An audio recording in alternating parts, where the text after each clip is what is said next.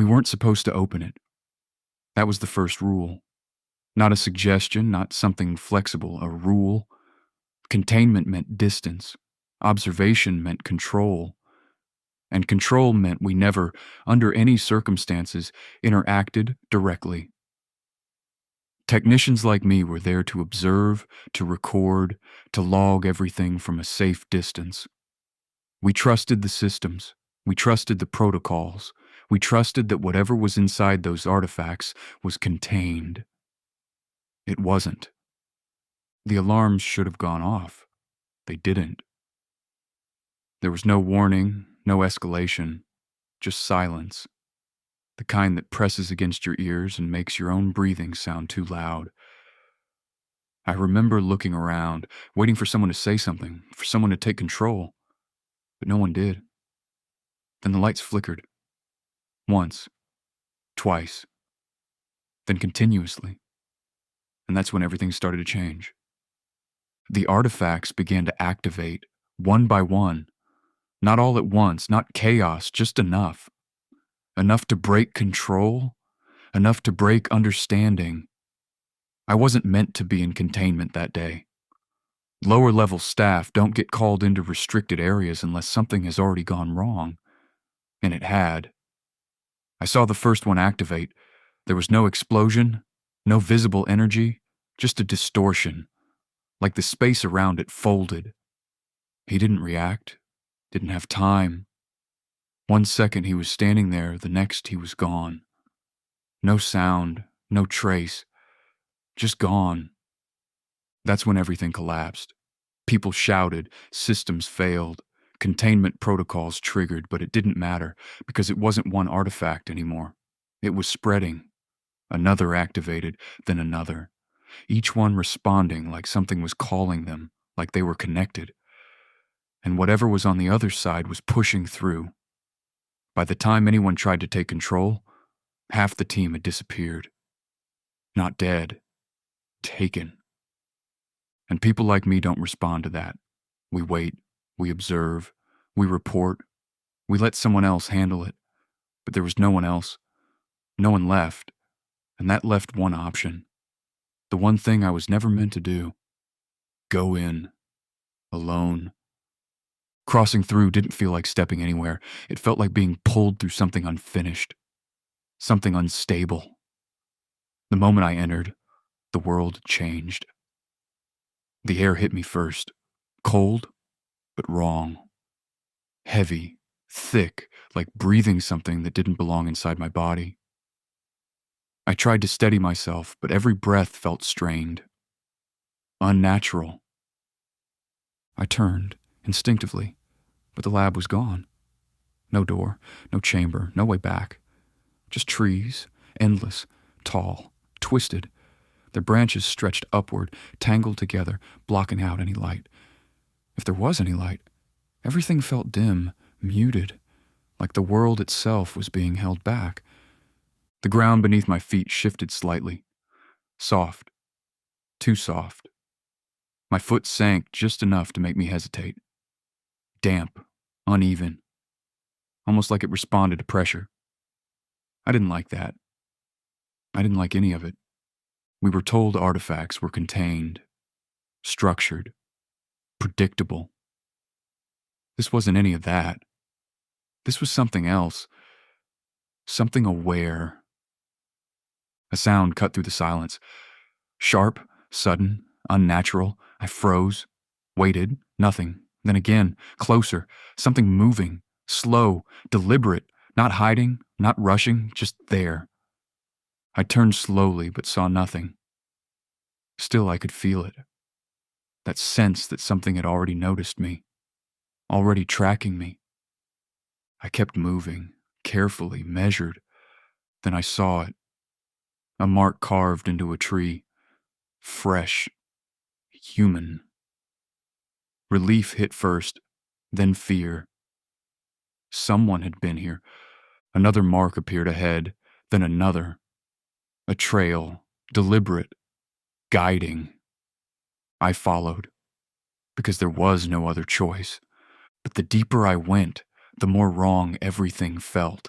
The trees didn't stay the same when I looked away. The path behind me didn't feel the same when I glanced back. The air grew heavier, harder to breathe.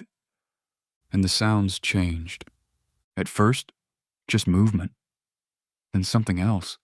A faint dragging sound, slow, uneven, like something wasn't walking properly. I stopped. It stopped. I moved. It followed. Then a voice. Lereah! I ran. Branches tore at me as I pushed through, catching my arms, pulling at my clothes. The forest resisted movement, slowed me, fought me, but I forced through. He was there, alive, unharmed, but his eyes kept moving, scanning everything around us. You came. I had to. You don't understand this place. It watches you. I know. Not like that, he said quietly. It learns you. That made something tighten in my chest, a shift in the air. We both felt it.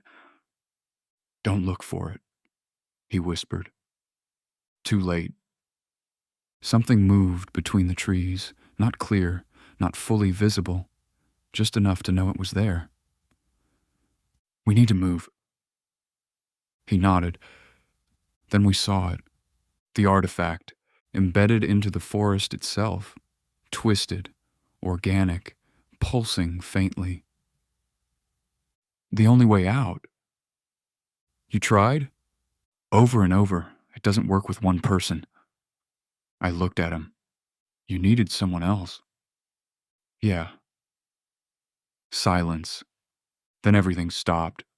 No sound, no movement. It's here. Something shifted. Closer. Then it stepped forward, and this time we saw it. Its limbs too long, bending wrong, its movement unnatural, its head tilted slowly, studying us. Then it moved. Fast. Run! We ran. Branches whipped across my arms, my face, my legs. The ground shifted beneath us, uneven, unstable. I stumbled, caught myself, kept going. Behind us, it crashed through the trees. Faster, closer. It's getting closer. I slipped, fell hard, pain flaring through my side. Lereah! He dragged me up. Move! We ran again, faster, desperate. The forest twisted, paths closing, trees bending inward. It's right behind us. I could feel it. Breathing. Close. There. The artifact. We pushed toward it, but the ground shifted. I stumbled again, pain shooting through my leg, but I forced forward. We reached it, hands slamming against its surface. Do it! I'm trying. The symbols shifted. Wrong. Nothing. Again, nothing. Why isn't it working? Because we're rushing. Behind us, closer. Again. I reset the sequence. Slower, watching. The pattern, it repeats, a loop. I adjusted, once, twice. Still nothing. The creature lunged. Something brushed my back. Cold. Too close. Again. I adjusted. And then the artifact reacted. Light bending inward. Opening. Now! We grabbed each other and ran. The creature lunged right behind us. We jumped as the portal tore open. Everything stretched, pulled. Then impact, cold floor, harsh light, the lab. We were back, alive, safe. Something grabbed me, hard. My shoulder jerked back. I turned, a hand, long, pale, wrong, climbing, pulling itself through from the other side. It followed. The portal flickered. The hand tightened, dragging, reaching, alive. He pulled me forward, breaking its grip. The hand tore free, slamming onto the floor. Still, silent, we stared at it. Then, its fingers moved.